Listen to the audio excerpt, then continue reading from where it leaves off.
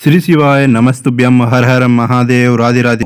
दोस्तों, कार्तिक मास के शुक्ल पक्ष की नवमी तिथि को अक्षय नवमी के नाम से जाना जाता है। इस दिन श्री हरि और आंवले के पेड़ की पूजा विशेष पूजा की जाती है। इस दिन भगवान विष्णु जी आंवले के पेड़ पर निवास करते हैं, इसलिए इसे आंवला नवमी के नाम से भी जाना जाता है। मान्यता है कि इस दिन आंवले के पेड़ की पूजा करने और दान करने पर अक्षय पुण्य की प्राप्ति होती है। माता लक्ष्मी की कृपा से साधक को आर्थिक लाभ भी मिलता है। आंवला नवमी यानी कि अक्षय नवमी 21 नवंबर 2023 मंगलवार को है। मान्यता है कि आंवला नवमी स्वयं सिद्ध मुहूर्त भी है। इस दिन दान करना, जप करना, तप करना सभी अक्षय होकर के पुण्य मिलता है। इस दिन आंवले के पेड़ की पूजा के बाद इसकी छाया में बैठ करके खाना खाया जाता है। ऐसा करने से हर तरह के पाप और बीमारियां दूर हो जाती है। पंचांग के अनुसार कार्तिक माह के शुक्ल पक्ष की नवमी तिथि यानी कि आंवला नवमी 21 नवंबर 2023 को सुबह के 3:16 पर शुरू होगी। अगले दिन 22 नवंबर 2023 को देर रात 1:09 पर समाप्त हो जाएगी। पद्म पुराण के अनुसार भगवान शिव ने कार्तिकेय को बताया था कि आंवले का पेड़ है साक्षात भगवान विष्णु जी का ही है। यह विष्णु प्रिय है। इसका ध्यान करने से ही गोदान के बराबर फल मिलता है। अक्षय नवमी के दिन आंवले के पेड़ के नीचे भगवान विष्णु जी के दामोदर स्वरूप की पूजा की जाती है। आंवले के पेड़ की परिक्रमा करने से बीमारियों और पापों से छुटकारा मिल जाता है। अक्षय नवमी पर लक्ष्मी जी से पृथ्वी पर भगवान विष्णु और भगवान शिव जी की पूजा करने से आंवले के रूप में की जाती है। इस पेड़ के नीचे बैठ करके भोजन किया जाता है। संतान प्राप्ति, सुख समृद्धि, कई जन्मों के पुण्य खत्म न हो, इस कामना से अक्षय नवमी की पूजा और व्रत भी किया जाता है। देवउठनी एकादशी के 2 दिन पहले रखे जाने वाले इस पर्व में भगवान विष्णु जी के साथ साथ आंवले के पेड़ की भी पूजा की जाती है। शास्त्रों में यह भी बताया गया कि अक्षय नवमी के दिन ही सत्ययुग की शुरुआत हुई थी। इस दिन को आंवला नवमी, सत्ययुगादि, इच्छा नवमी के नाम से भी जाना जाता है। अक्षय नवमी के दिन मथुरा वृंदावन की परिक्रमा जरूर करनी चाहिए। मान्यता है कि सत्य युगादि के अवसर पर पुण्य की प्राप्ति के लिए ऐसा करना महत्वपूर्ण माना जाता है। इस दिन लाखों की संख्या में भक्त मथुरा वृंदावन की परिक्रमा करते हैं। शास्त्रों में यह भी बताया गया कि अक्षय नवमी के दिन आंवले के पेड़ के नीचे भोजन पकाकर खाना चाहिए। ऐसा करने से आप असमर्थ है तो घर में भोजन बना करके पहले आंवले के वृक्ष की पूजा करें, फिर भोजन ग्रहण करें। अक्षय नवमी के दिन आंवले के पेड़ की पूजा करें पूरे श्रद्धाभाव से की जानी चाहिए। साथ ही पूजा के दौरान अपनी मनोकामनाओं और इच्छाओं को मन ही मन दोहराते रहना चाहिए। ऐसा करने से इच्छाएं पूर्ण हो जाती है, जीवन में सुख समृद्धि आती है। अक्षय नवमी के दिन दान जरूर करना चाहिए। इसे बहुत ही ज्यादा महत्वपूर्ण माना जाता है। सामर्थ्य के अनुसार दान करने से भक्तों से भगवान विष्णु बहुत ही जल्दी प्रसन्न हो जाते हैं और उनकी सभी मनोकामनाएं भी पूरी कर देते हैं। अक्षय का अर्थ होता है कभी भी समाप्त न होने वाला या कम न होने वाला होता है। इसलिए इस दिन भक्ति भाव से की गई पूजा अर्चना से भक्तों के सभी कार्य सफल हो जाते हैं, उनमें कभी कमी नहीं आती है। इसके साथ ही शास्त्र में यह भी बताया गया है कि अक्षय नवमी के दिन व्रत रखने से भक्तों को न केवल इस जन्म में पुण्य की प्राप्ति होती है बल्कि वह अगले जन्म में भी पुण्य के भागीदार होते हैं। के अनुसार कार्तिक शुक्ल पक्ष की नवमी से लेकर के पूर्णिमा तक भगवान विष्णु जी आंवले के पेड़ पर निवास करते हैं। इस दिन आंवले के पेड़ की पूजा अर्चना कर दान पुण्य करने से अक्षय पुण्य की प्राप्ति होती है।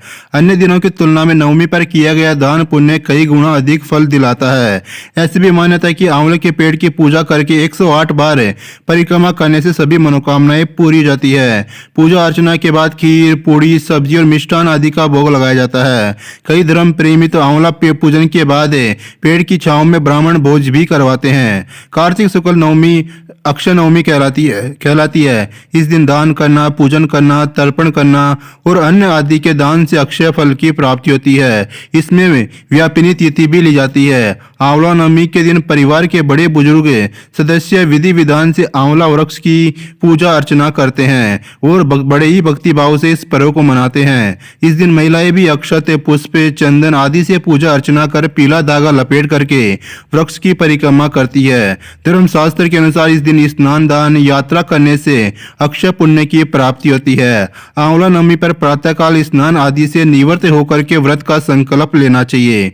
उसके बाद में धात्री वृक्ष यानी कि आंवला के नीचे पूर्वाभिमुख बैठ करके ओम धात्रे नमः मंत्र से आंवला के वृक्ष की जड़ में दूध की धार गिराते हुए पितरों का तर्पण करना चाहिए। कपूर व घी के दीपक से आरती कर प्रदक्षिणा करें। आंवला वृक्ष की 108 बार परिक्रमा करें।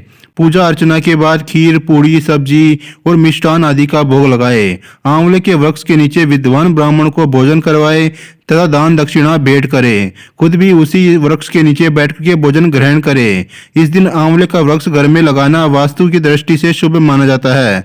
वैसे तो पूर्व की दिशा में बड़े वृक्षों को नहीं लगाना चाहिए, किंतु आंवले के वृक्ष को इस दिशा में लगाने से सकारात्मक ऊर्जा का प्रभाव होता है। इसे घर की उत्तर दिशा में भी लगाया जा सकता है। जिन बच्चों की स्मरण शक्ति कमजोर हो तथा पढ़ाई में मन नहीं लगता हो, उनकी पुस्तकों में आंवले व इमली की हरी पत्तियों को रखना चाहिए।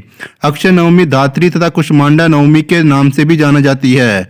इस दिन पितरों के शीते यानी कि ठंड निवारण के लिए ऊनी वस्त्र और कंबल दान करना चाहिए।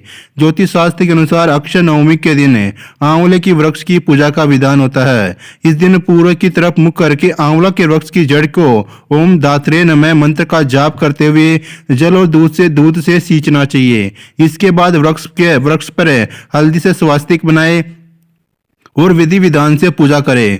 ऐसा करने से घर में सुख समृद्धि का वास होता है और भगवान विष्णु जी का आशीर्वाद भी प्राप्त होता है। अक्षय नवमी के दिन उपवास रखते हुए भगवान श्री हरि को आंवले का प्रसाद लगाना चाहिए और आंवले का दान भी करना चाहिए। संभव हो तो आंवले के वृक्ष के नीचे ब्राह्मण व जरूरतमंद लोगों को भोजन करवाना चाहिए और पूरे परिवार को आंवले का सेवन करना चाहिए।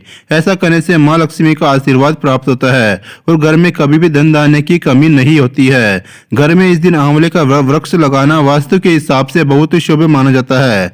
अगर आप भी घर में आंवले का वृक्ष लगाना चाह रहे हैं तो उत्तर दिशा में आंवले का वृक्ष जरूर लगाएं। वही अगर उत्तर दिशा में संभव नहीं हो तो पूर्व दिशा में भी लगा सकते हैं।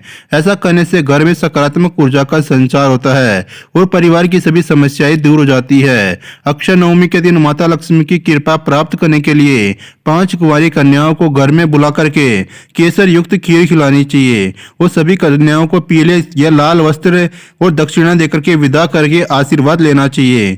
इसके बाद घर के सबसे बड़ी महिला को खीर खिलाए और फिर पूरा परिवार प्रसाद ग्रहण करे। ऐसा करने से माता लक्ष्मी प्रसन्न होती है और घर में हमेशा सुख समृद्धि का वास रहता है। आंवले को धात्री यथार्थ माता के समान पोषण करने वाला बताया गया है। इस दिन उपवास रह करके आंवला खाने से न केवल आरोग्य की प्राप्ति होती है बल्कि सभी पाप भी यथार्थ नष्ट हो जाते हैं। साथ ही इस दिन पितरों का ध्यान करते हुए ऊनी वस्त्र और कंबल का दान करना चाहिए।